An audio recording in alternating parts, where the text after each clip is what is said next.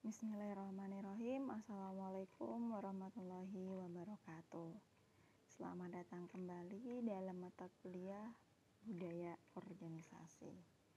Pada kesempatan kali ini kita akan membahas mengenai budaya organisasi dan globalisasi.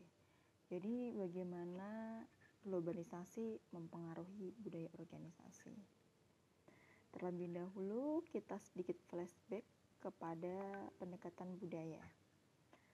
Jadi pendekatan budaya itu digunakan dalam teori organisasi ketika mulai muncul kompleksitas seperti perubahan lingkungan dan tingkat persaingan yang dihadapi organisasi seperti pada masa sekarang ini, sehingga pendekatan klasik tidak lagi memadai untuk memandang organisasi.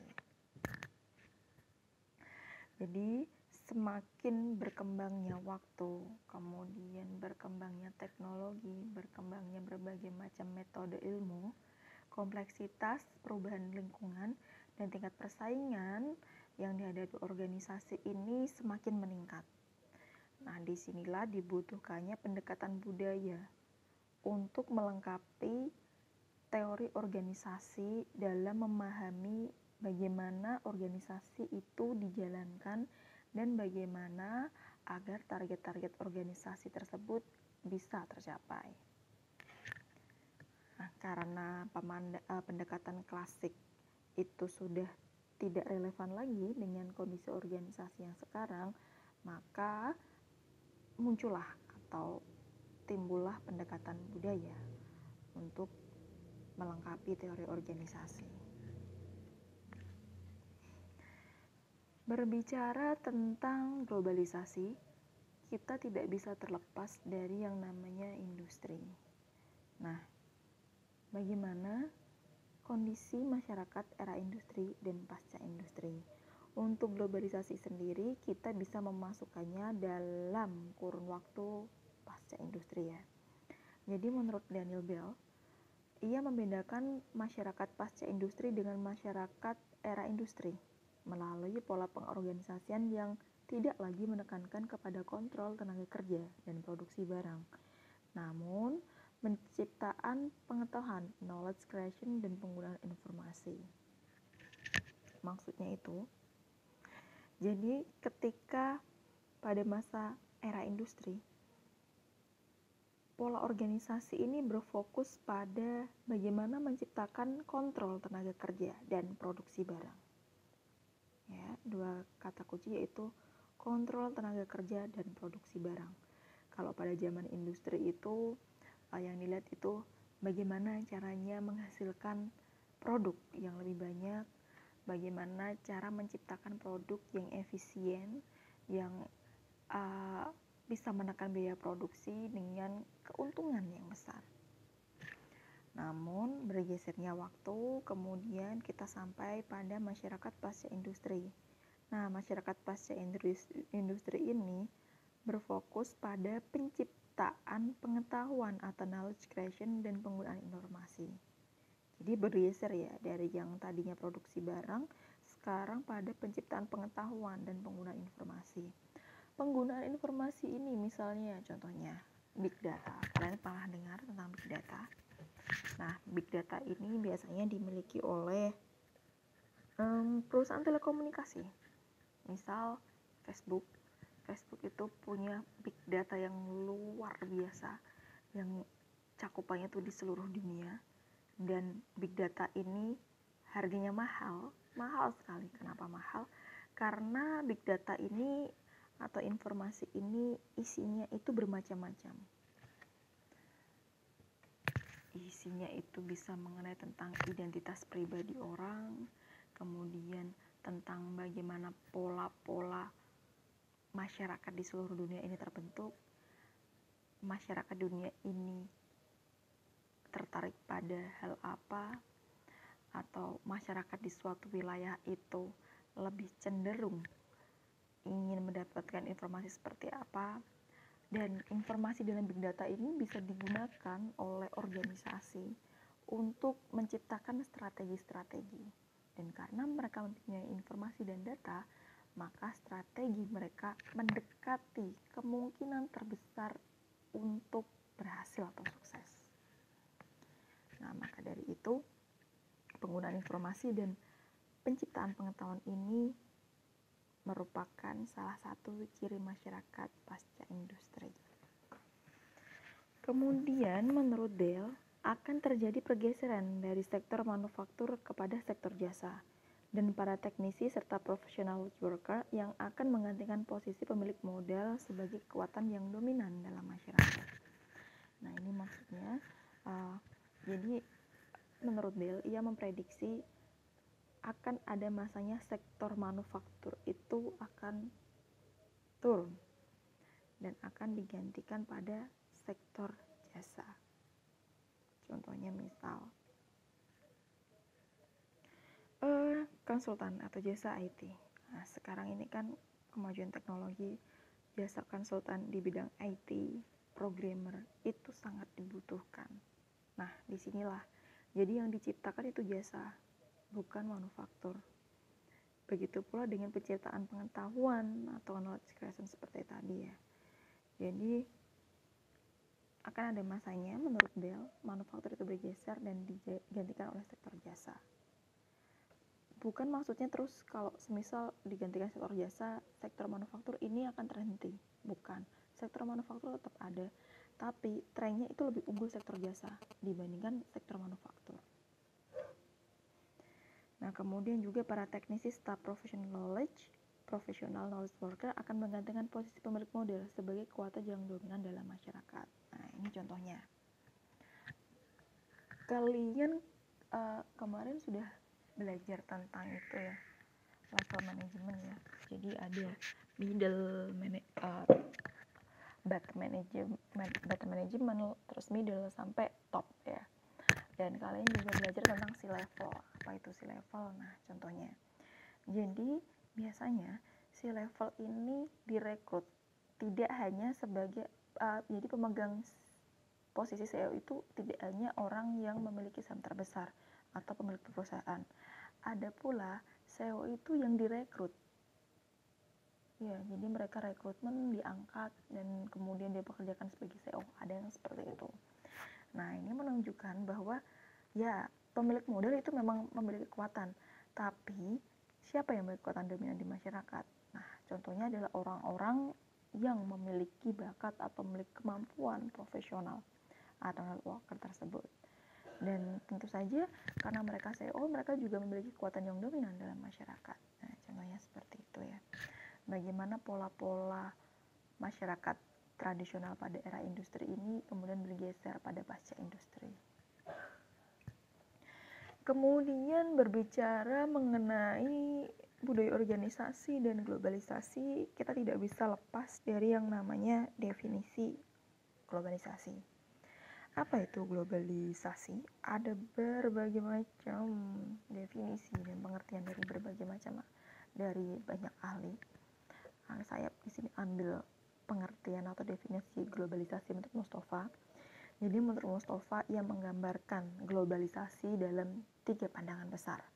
Yang pertama yaitu globalisasi adalah sebuah perubahan sosial berupa bertambahnya keterkaitan di antara elemen-elemen yang terjadi akibat berkembangnya teknologi di bidang transportasi dan komunikasi yang memfasilitasi pertukaran budaya dan ekonomi. Jadi yang dimaksud di sini adalah, jadi misalkan ada titik-titik banyak ya di seluruh dunia ini. Kemudian ada globalisasi, salah satu unsur globalisasi itu adalah perkembangan teknologi. Nah, perkembangan teknologi ini mampu untuk menghubungkan titik-titik yang banyak itu.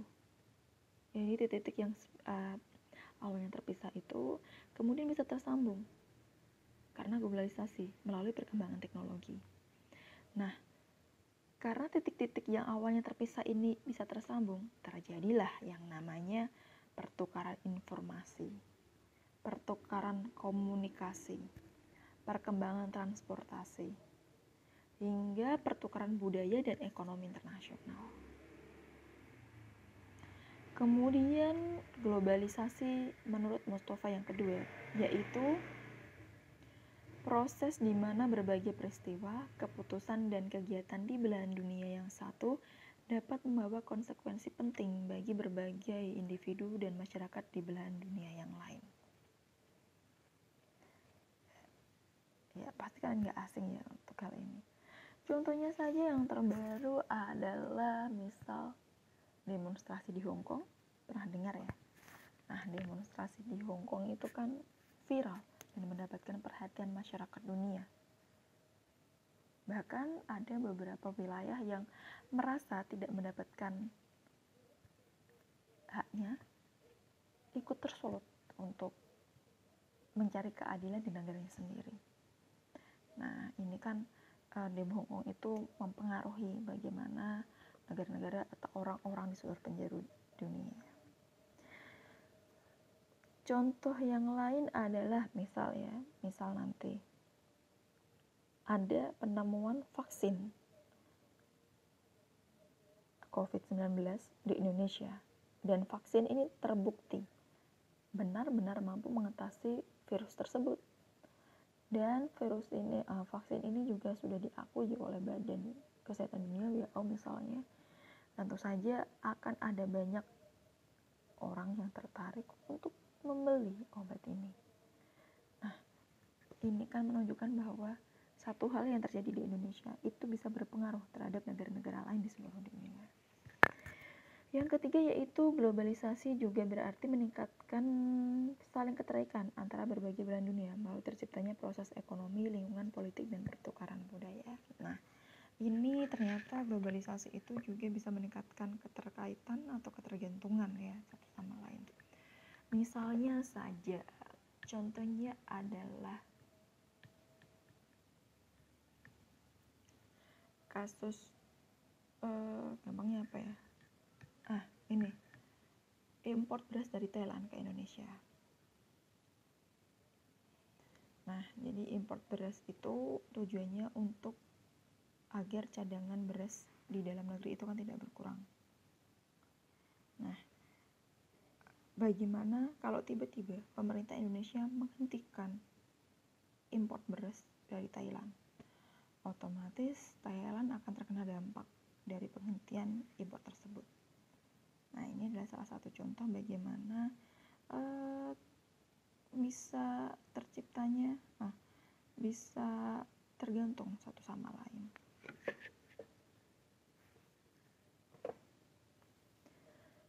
Selanjutnya masih definisi globalisasi yaitu dari Jamli. Globalisasi pada hakikatnya adalah suatu proses dari gagasan yang dimunculkan, kemudian ditawarkan untuk diikuti oleh bangsa lain, yang akhirnya sampai pada suatu titik kesepakatan bersama dan menjadi pedoman bersama bagi bangsa-bangsa di seluruh dunia.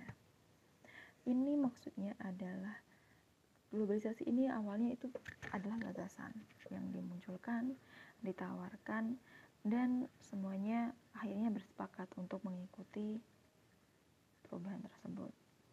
Kemudian Krishna dalam Dharmiyati mengatakan bahwa globalisasi merupakan proses yang berlangsung melalui dua dimensi dalam interaksi antar bangsa, yaitu dimensi ruang dan waktu.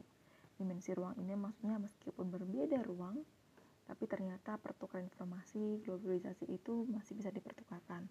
Kemudian juga waktu. Waktu ini maksudnya pertukaran informasi begitu sangat cepat terjadi ya. Jadi waktu ini seolah waktu di antara belahan bumi satu dengan belahan bumi yang lain itu tidak ada bedanya.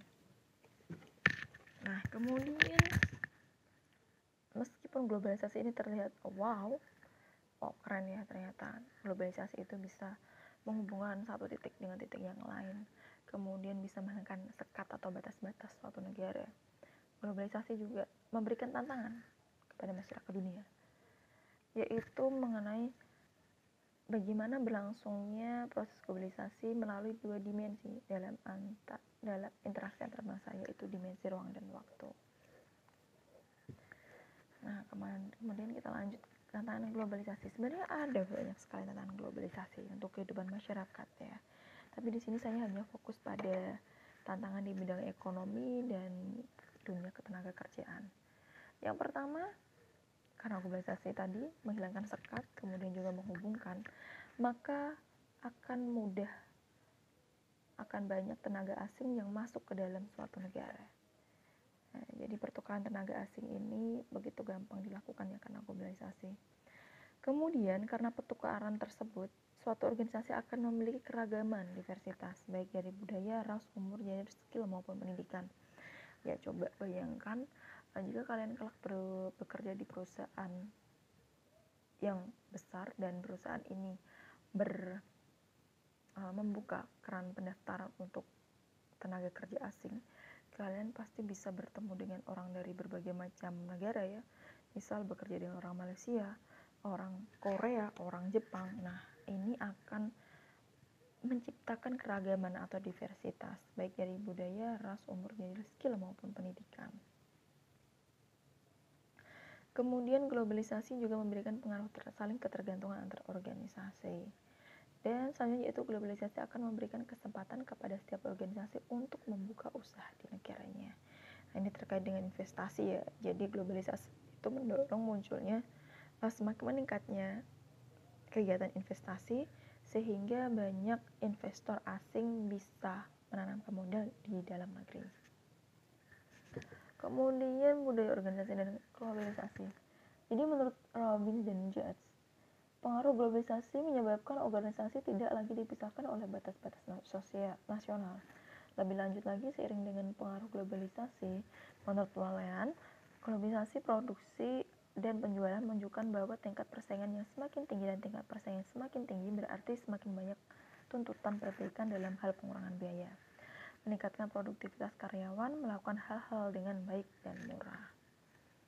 Jadi budaya organisasi ini menuntut pada organisasi untuk bisa lebih efisien, kemudian bisa lebih meningkatkan persaingan dan memperbaiki kekurangan ya, karena kompetisi itu bisa membuat para pesertanya itu lebih mudah mengkoreksi diri mereka sendiri, kemudian melihat tolak ukur dari lawannya sehingga mereka bisa memperbaiki atau mengimprove organisasinya. Kemudian yaitu dampak globalisasi terhadap dunia ekonomi.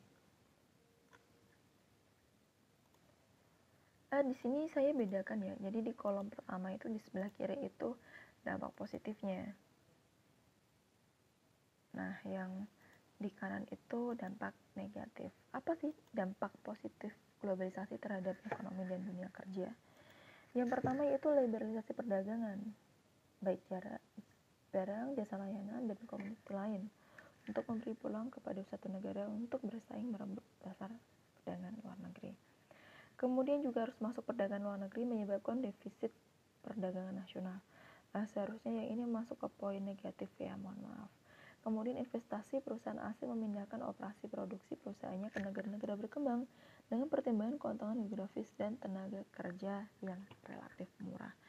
Jadi kenapa negara atau perusahaan-perusahaan besar itu suka ya berinvestasi di negara berkembang, karena yaitu tenaga kerjanya lebih murah dibandingkan tempat mereka, dan biasanya lahannya juga masih ada gitu. Kemudian dari sisi negatif, globalisasi itu menciptakan kesenjangan atau gap ekonomi karena keterbatasan skill dalam persaingan kerja. Jadi orang-orang yang memiliki skill yang tinggi itu biasanya menempati posisi puncak dalam suatu organisasi di perusahaan.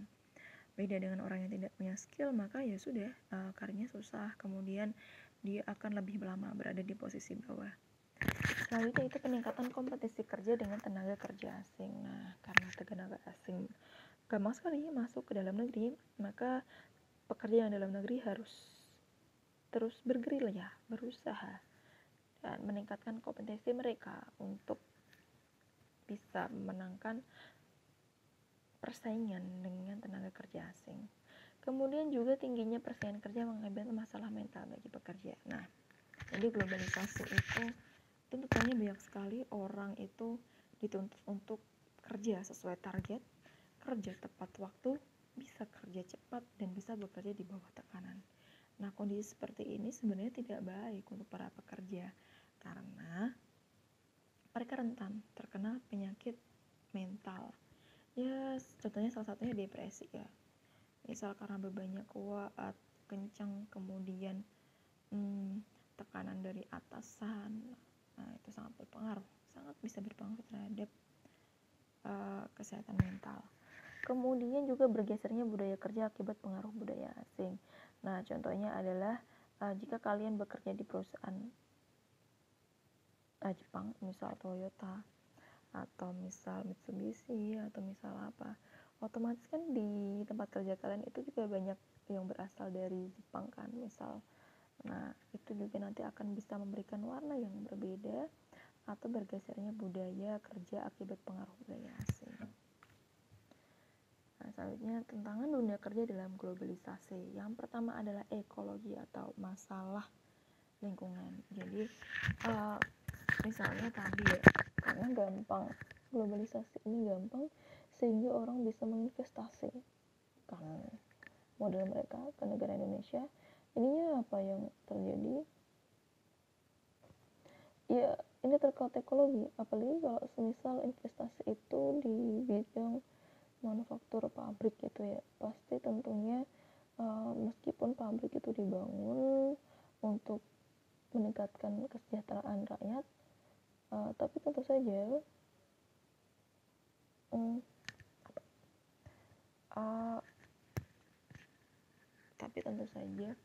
pabrik ini akan memberikan dampak negatif terhadap lingkungan, misal pencemaran atau polusi. Kemudian sistem pengupahan dan kebijakan personalia. Nah, ini terkait dengan sistem penggajian ya, dan kemudian juga rekrutmen atau kepegawaian. Contohnya sistem pengupahan. Contohnya seperti ini. Biasanya ya di Indonesia, tenaga kerja asing itu dibayar jauh lebih tinggi daripada tenaga kerja lokal. Katanya sih karena skill mereka lebih bagus, padahal tidak semuanya seperti itu. Nah, ini sebenarnya salah satu budaya yang masih jelek di Indonesia itu diskriminasi dalam hal pengupahan antara pekerja lokal atau pekerja tenaga asing. Itu sangat disayangkan. Kemudian juga jenis konsumen. Nah, tadi kan banyak informasi yang masuk, akhirnya konsumen ini tidak hanya berasal dari dalam negeri, tapi juga dari luar negeri. Atau bisa saja karena pengaruh globalisasi, karakter konsumen itu bermacam-macam. Misal ada konsumen yang ingin A, ingin B, ingin C. Nah, itu kan jenis konsumen yang karakternya macam-macam. Nah, ini menjadi salah satu tantangan dunia kerja dalam globalisasi. Kemudian pengembangan organisasi dan keseimbangan perekonomian dan kebijakan internasional. Nah, jadi apa sih fungsi budaya organisasi dalam globalisasi? Yang pertama yaitu kekuatan pengikat internal atau managing internal integration, yaitu bagaimana budaya organisasi itu merekatkan atau mendekatkan dari dalam, misal dari sama anggota, dari sama pekerja. Jadi dia mengikat dari internal, dari dalam. Kemudian membangun daya adaptasi terhadap lingkungan eksternal. Nah, ini kan sudah pernah dibahas ya, bagaimana budaya itu bisa mengadaptasi terhadap lingkungan eksternal. Dan yang terakhir yaitu menjaga stabilitas sosial organisasi. Tentu saja sudah jelas. Kemudian bagaimana respon organisasi terhadap globalisasi? Harusnya ya. Yang pertama, menyesuaikan diri dengan perubahan lingkungan atau adaptif. Penting sekali menyesuaikan diri dengan perubahan dengan globalisasi, karena ini merupakan salah satu cara sebuah organisasi untuk tetap survive atau bertahan.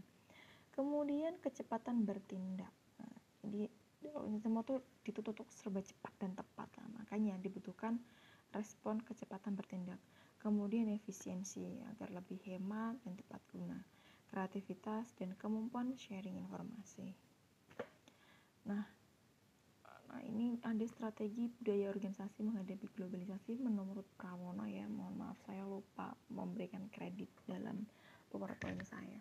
Yang pertama yaitu menyesuaikan visi misi dan strategi serta program organisasi, menerapkan kepemimpinan yang sesuai dengan tuntutan perkembangan, mengubah cara kerja para anggota organisasi selaku agen-agen budaya yang membawa perubahan serta memanfaatkan sumber daya dan teknologi yang memadai. Kedua, dari segi manajemen dengan melakukan penyelesaian nilai-nilai, norma-norma, dan aturan-aturan yang berlaku bagi para anggotanya. Yang ketiga, mengembangkan pembelajaran budaya yang sistematis melalui sosialisasi global cultural strategis dan melakukan pelatihan kepekaan budaya. Nah, jadi kalau yang pertama itu lebih ke visi misi, strategi, program organisasi ya. Bagaimana strategi ini dibangun dari dalam atau dari internal organisasi. Kemudian yang kedua, mereka juga perlu menguatkan nilai-nilai dan norma-norma aturan yang berlaku bagi para anggotanya. Dan yang terakhir yaitu mengembangkan pembelajaran budaya, bahwa budaya kita itu juga perlu dikembangkan, perlu dipelajari lebih dalam sehingga nantinya akan terciptanya kepekaan budaya. Baik, itu saja kuliah dengan materi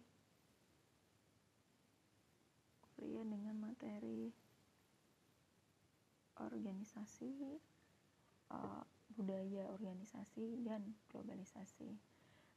Mulai minggu depan kita mulai itu ya, kerja kelompok lagi ya. Sebenarnya agak gak enak sih kalau soalnya kalian ini satu hari ada 2 kelas saya, tapi gak apa-apa, nanti pelan-pelan aja. Nanti bikin makalah sama ini ya PPT-nya ya.